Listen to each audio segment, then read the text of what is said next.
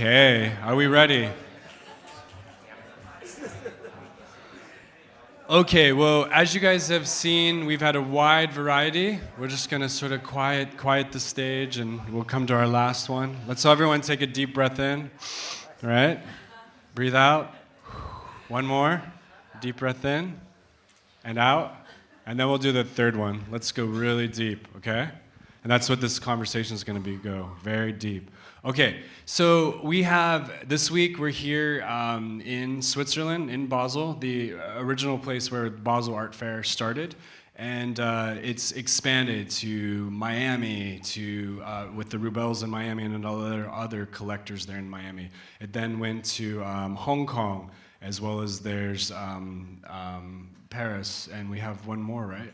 Is there another one? Qatar, yes. We just had Qatar, so that was amazing.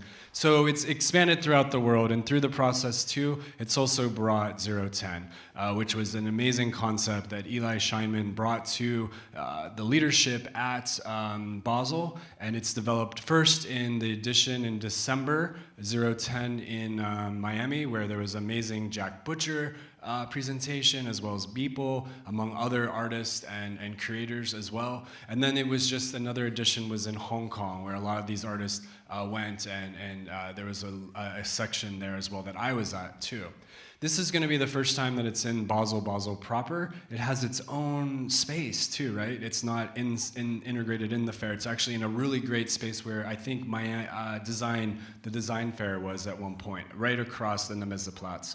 So without further ado, we're going to look at how we took something that was in the margins and brought it to center. And we have the amazing Marlene, as well as Trevor, the co-curator with Eli on this edition. I want to also say something really great about Marlene. She's been there as a curator. I was with you in Linz for the Just Naversano exhibition, which was a couple years ago. And since then, you've just been doing these amazing works, championing these artists in this space. So anyways, this is our last panel. We'll have a couple comments at the end, but Marlene, please. Thank you, Justin. So I guess as everybody know you both in the room, maybe we'll just go straight into the topic. But so Basel is actually the gravitational art fair in the art world. If there would be only one, it will be Art Basel Basel. Eli, this is your third edition of the sector. Trevor, it's your first. I think what is particularly striking in this edition is that you really bridge the gap between the digital art world and the traditional art market, if I may say. We have galleries, blue-chip galleries, such as Hather and Wirth with Every Singer, Andreas Gursky with Spruce Mager. We also have the pioneers in the field, such as Vera Molnar and Harold Cohen. So for me, this is really the first time that you are at such a curatorial level that we could almost say that it's going to be a museum exhibition. And actually, we also have the amazing collection that Georg Bach curated on that note. And I feel like, yeah, this edition dissolves many of the boundaries that traditionally separated the digital art world with traditional practices. And I think my first question for you would be, was this continuum and these conversions a conscious choice for you both? Also curating with two voices, it can be challenging. Can you tell me how it works? And finally, one question for you, Trevor. I'll be particularly interested to know, with your practice as an artist, did it impact your choices? Because I noticed Gursky, and Gursky for me, geography and landscape, it's also quite correlated to your practice. So that's one for you. Yeah, sure. So it's a great question. I mean, from the very beginning, when we set off to do 010, the idea was always that this would be a program, a project, that would respond to the local considerations. And so I think so far that's been quite true. We saw in Miami, there was sort of more spectacle, and it really sort of fit that region and that context quite well. Beeple sort of being the preeminent project that had virality around Miami.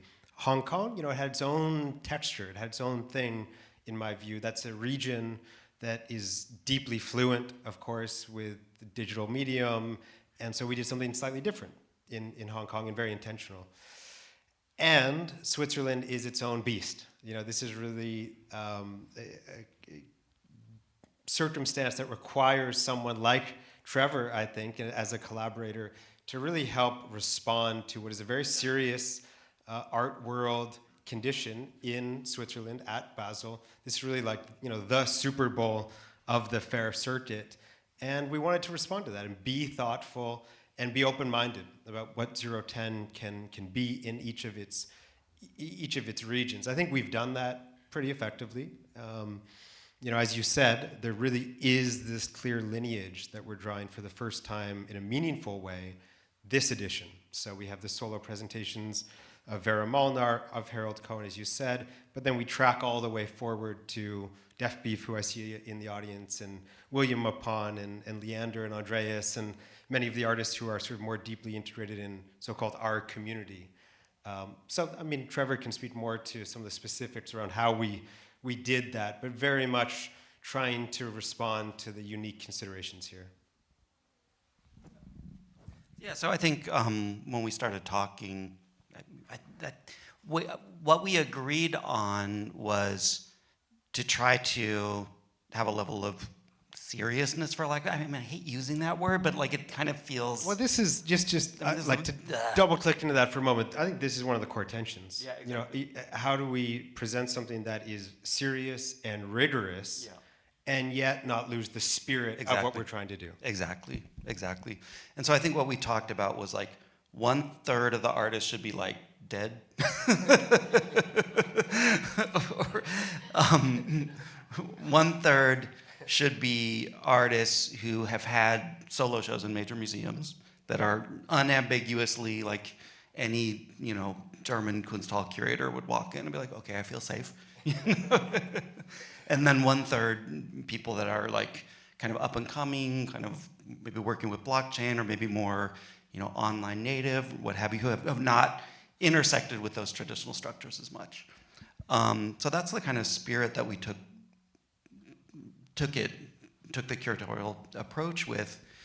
And I think the other thing that we were doing that we agreed on, which I think was really productive, is that like, let's retcon a bunch of artists into digital art, right?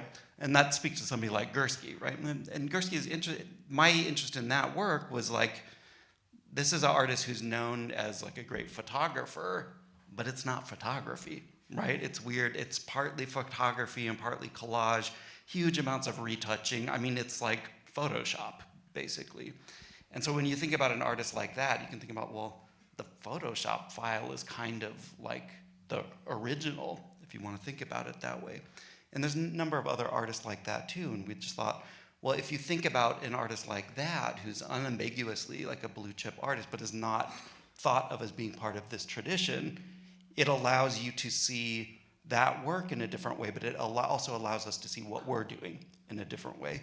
So I think that's a lot of the dynamics that we were trying to play with, is like doing these kind of context switches, putting on different pairs of glasses and seeing what this work looks like with those different contexts around them, you know? Yeah, and I would just, you know, in terms of the working relationship, you asked about that. I think it's been great. I'll let Trevor speak for himself. No, I think fantastic. it's been great. Yeah. But I think that's in part because we sort of share a taste in terms of what we think is interesting and compelling and is resonant for this audience. So I think it's been quite productive. But I think we've been really good at listening to each other, and I think we've been really good at trusting each other's expertise and trusting each other's relationships and things. And, you know, going forward, like, I actually am not sure that this is possible to be curated by one person. You know, right. There's a deeper discussion there, but I do really think that we complemented each other a lot, and we kind of have different Venn diagrams, but there's also a big overlap. Yeah. And I think in the places where we don't overlap, we really just trusted each other, and I think that was really productive. My joke is that, like, in the Venn diagram, like, my circle's like this big and Trevor's is like, you know, this big or something. That is incorrect, seeing the number of people that email you about trying to get into this show. But actually, I agree with you that you both are the metaphor of that bridge that you were trying to create. You, Trevor, coming from the more institutional art world, you, Eli, coming from Web3. You needed to create a bridge, and you're the human representation of it.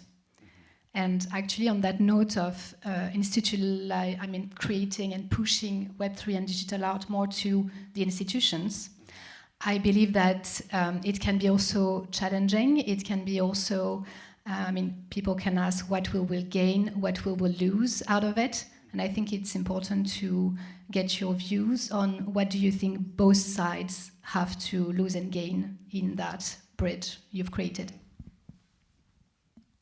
I mean, I'm going to say something controversial maybe, but I don't think there should be two sides. Like, Yeah. I think we should be making art and thinking about art and collecting art, and it should be normal and fine. You know? It's not that Now, controversial. We should still have a community and support each other and be excited about what people are doing. But, like, I don't, so many times the language is like, oh, well, this is our thing and that's their thing. And I'm like, that's not a long-term strategy, because, like, I think we all care about art and culture and kind of ideas and these bigger questions. I think that's true. I think also, there's been a desire to place less emphasis on some of the traditional institutions and that form of validation for an artist and in an artist's career.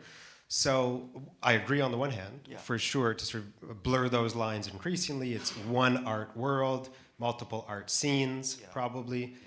And I think there's a discussion around where institutional validation fits in that. Yeah, totally. No, and I think that's a really serious discussion. And, talking to a lot of the artists in this space, it's been interesting to see, like, the sort of gradual reinvention of a lot of institutions that a lot of people started out saying, like, we don't need all that shit. It's like, oh shit, maybe curation's a good idea. I kind of would like to be in a museum. Well, I think also, collectors in this community value that form of signaling less, candidly. So I think, of course, there's a very critical role for the traditional institutions always, and there's a role for sort of new institutions like Node and others. But I think another piece of that is like let's push the traditional institutions towards doing things that we want.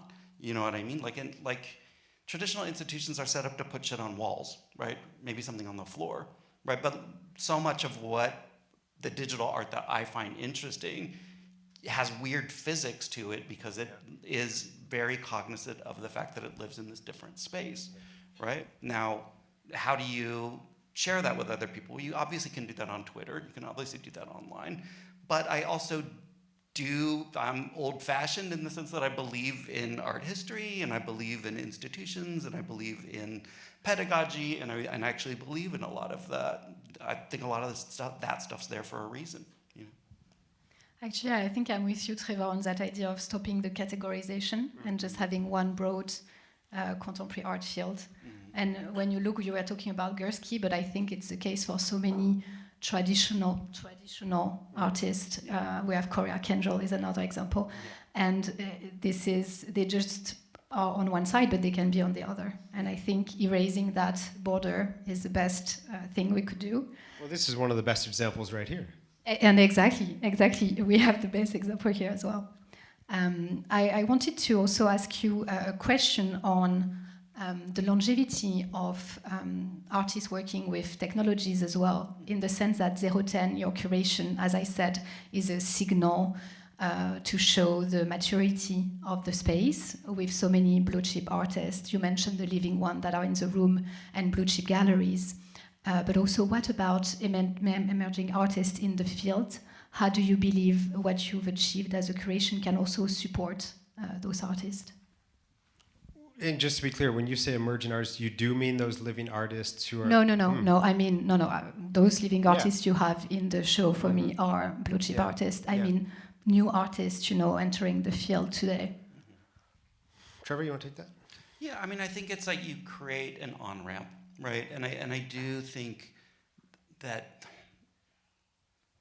I'm not sure if social media is the best on-ramp, in the sense that, again, I'm going to sound maybe controversial, but like a lot of like the way that you see stuff online is optimized for an attention economy and like a really like kind of cracky Dorito-y kind of attention economy. And like what I want out of art is like the opposite of that, So it's sort of like, how do you kind of create spaces for on-ramps for artists that are doing really interesting work and bring them into contexts where you can have deeper discussions, where you might not like it at first, but you can't swipe away, you know, because you're in a space and somebody tells you how great it is and you have to go back and look at it, right? That's not going to happen on a feed, right? So.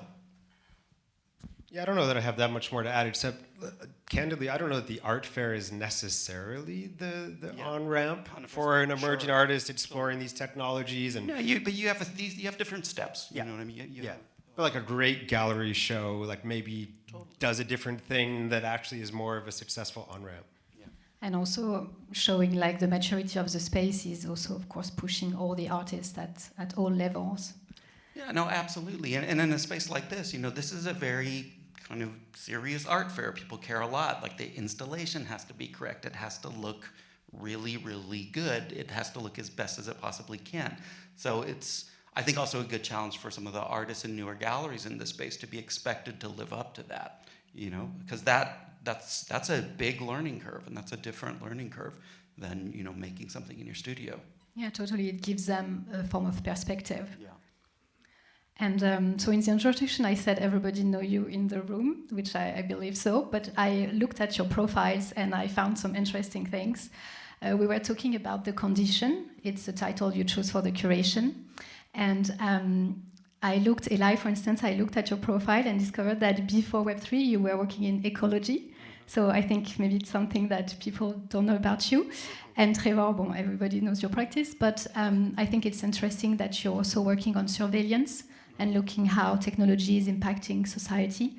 So I feel like you both have or had explored that topic of having an impact, a positive impact on society, and you chose the condition as a title, which for me is beyond art. You're also talking about society. Yeah. So I wanted to get your thought about that. And do you believe you think art can also have this impact on society? Okay, so we were trying to figure out, like, what story do we want to tell, right? And like one of the audiences that we were taking very seriously, we made up this hypothetical, like, cranky, like, European curator who's like really hates this stuff, right? And we're like, okay, if that's an important audience for us, how do we communicate that this is real and that this is relevant and that this is things that we should be looking at? And so we came up with this idea of the condition. And what we mean by the condition is when you look around, you're going to see more digital cameras than you're going to see human eyeballs. You're going to see more transistors by thousands of times than there are insects. And so when you look at really just what the planet is made out of, like, I think one of the jokes we made is that, you know, the idea of a cyborg seems quaint because we're like so enmeshed with technology that we don't know where ourselves end and technology begins. And so if you just think about that as being the condition of the world right now, like, what kind of art is going to come out of that?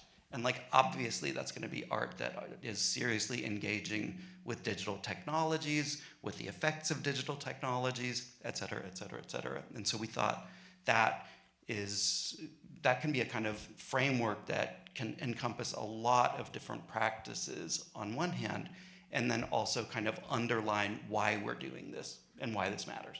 Yeah, I think that's right. I mean, to draw that through line from the ecology part of my background, I mean, that was really focused on exploring power dynamics at its fundamental core. And, you know, I think that's very clearly articulated in this community and in the artists that we've chosen who are exploring that same opportunity to reach collectors directly, operate with new gallery relationships, operate within the fair context, out of the fair context, reconstruct those power dynamics. Yeah. Yeah, ecology is, like, in a way, is thinking about systems, right? Sure. Not like hybrid, natural, human-made systems. When you're thinking about surveillance or whatever it is, you're thinking about, you know, again, the condition, right? You know, systems that we build, how they affect us, how they affect nature, how nature builds systems that affect us, what have you. Thank you. And then I guess we might have time for one last question. I wanted to ask you, what do you want people to take out of 010, if you had one wish, and also to echo the title of our conversation, do you believe we are out of the margins yet?